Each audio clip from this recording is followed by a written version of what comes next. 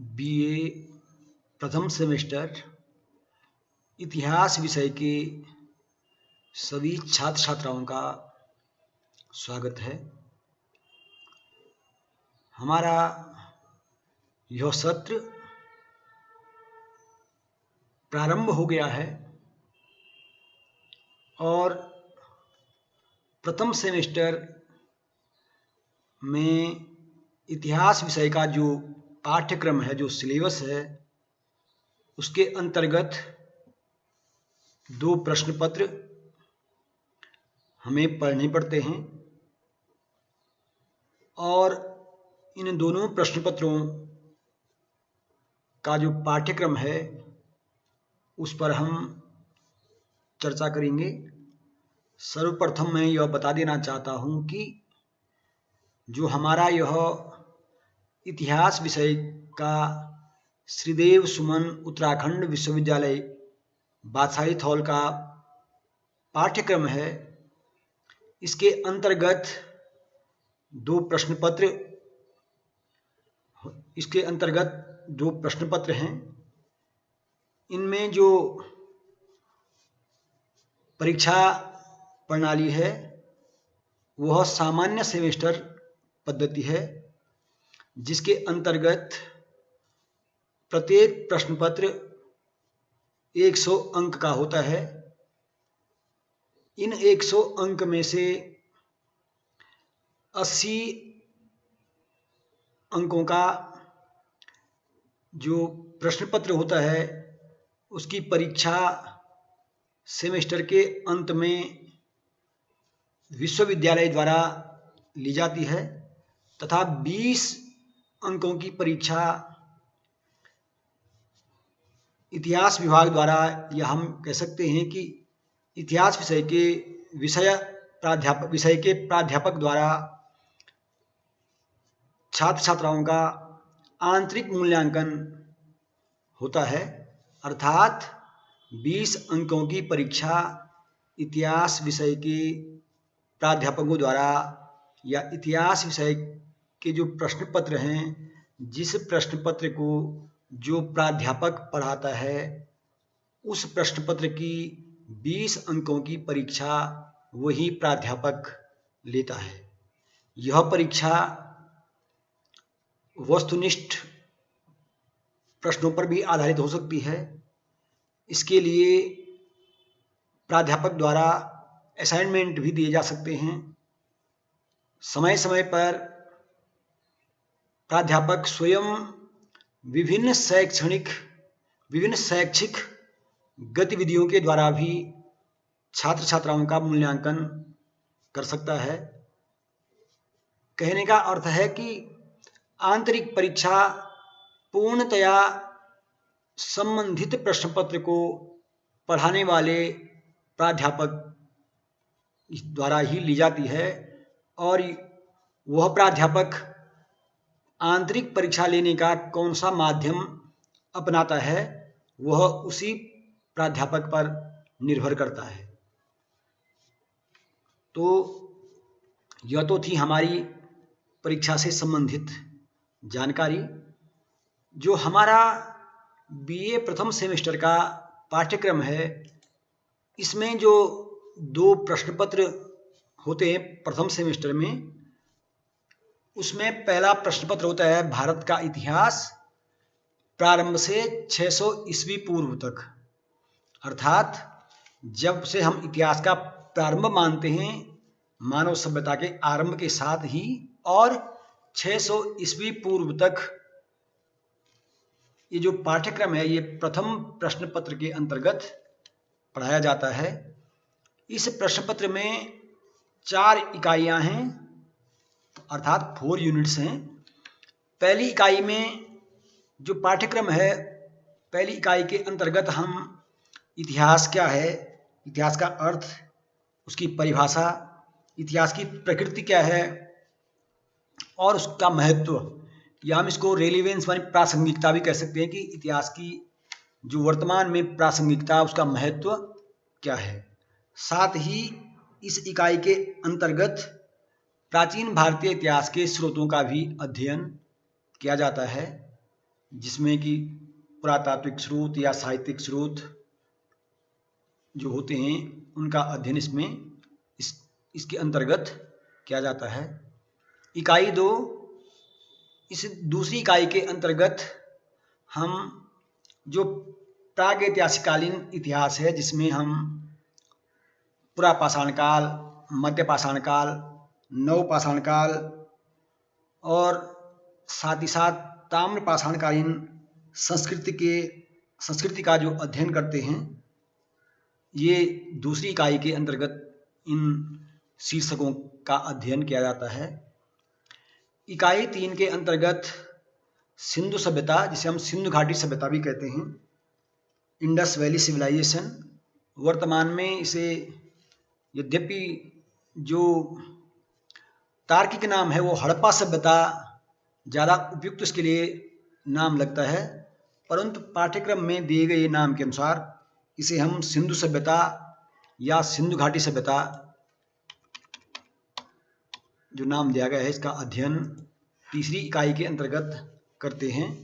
इस तीसरी इकाई में सिंधुकालीन जो सभ्यता थी, हड़प्पा सभ्यता, जिसे हम एक तार्किक नाम दे सकते हैं, तो इस सभ्यता का समाज की स्थिति क्या थी, सामाजिक दशा कैसी थी, आर्थिक स्थिति कैसी थी, अर्थव्यवस्था कैसी थी, साथ ही साथ जो, क्योंकि सिंधु सभ्यता अर्थात हड़प्पा सभ्यता एक नगरीय सभ्यता थी, तो इस सभ्यता की जो नगर योजना थी वो नगर योजना किस प्रकार की थी, और इस सभ्यता की जो महत्वपूर्ण विशेषताएं, जो महत्वपूर्ण लक्षण हैं, वो महत्वपूर्ण बिंदु क्या हैं, इन पे हम चर्चा करेंगे।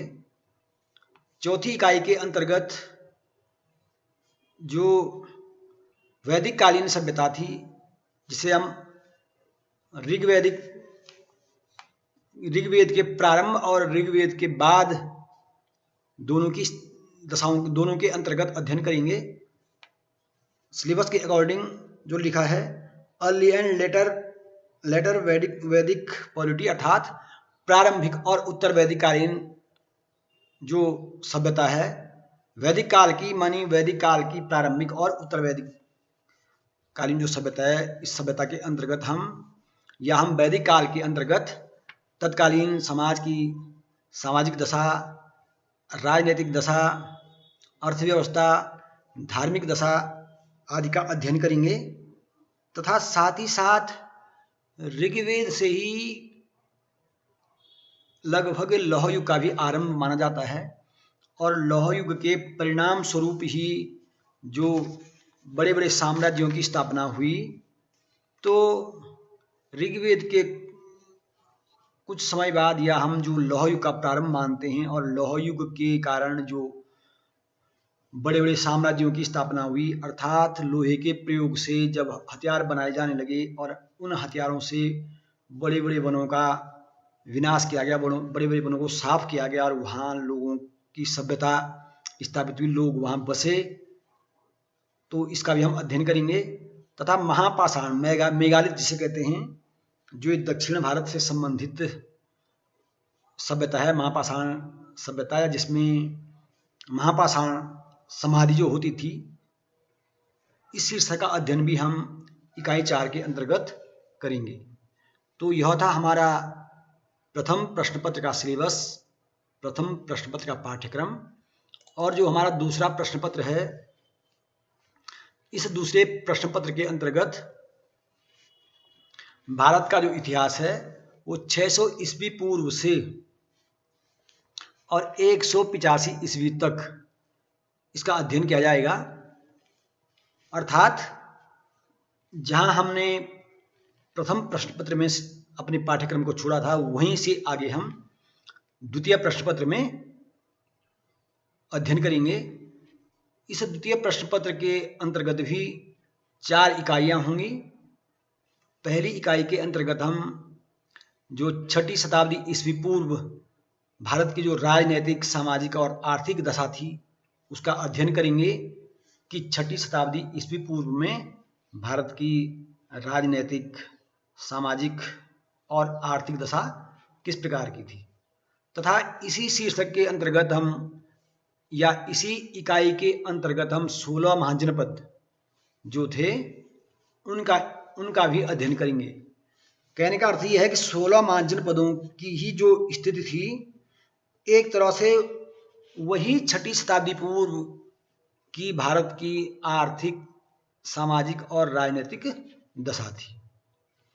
जो दूसरी इकाई है द्वितीय प्रश्न पत्र की, तो इस दूसरी इकाई के अंतर्गत हम किस तरह भारत में जैन व बौद्ध धर्म का उदय हुआ तथा किस तरह इन दोनों धर्मों ने लोगों को अहिंसा, सत्य का जो पाठ पढ़ाया, इनकी शिक्षाएं क्या थी और इनका योगदान क्या रहा, इस पे चर्चा करेंगे। और यह भी चर्चा करेंगे कि किस तरह इन धर्मों का प्रचार प्रसार भारत में हुआ या विदेशों तक भी हुआ कालांतर में, और किन कारणों से धीरे धीरे इन धर्मों का पतन हो गया। इसी क्रम को आगे बढ़ाते हुए इकाई 3 के अंतर्गत हम मौर्यकालीन जो साम्राज्य था, जो मौर्य साम्राज्य था, उसका उदय किस प्रकार हुआ, इसका अध्ययन करेंगे कि किस तरह मौर्य साम्राज्य का उदय हुआ, किस तरह चंद्रगुप्त मौर्य ने नंद वंश का अंत करके मौर्य साम्राज्य की स्थापना की, और मौर्यों के शासनकाल में भारत की राजनीति या राजनीतिक दशा, सामाजिक दशा, अर्थव्यवस्था, संस्कृति किस प्रकार की थी। मौर्यों के प्रशासन का भी हम इकाई 3 के अंतर्गत अध्ययन करेंगे तथा अशोकाधम, धम जो पाली भाषा का शब्द है, इसका अर्थ है धर्म, कि अशोक के धर्म का स्वरूप क्या था। अशोक ने जिस धर्म का प्रचार प्रसार किया, उस धर्म में और जिस धर्म की शिक्षाएं उन्होंने अपने अभिलेखों में खुदवाई, क्या दोनों एक ही थे?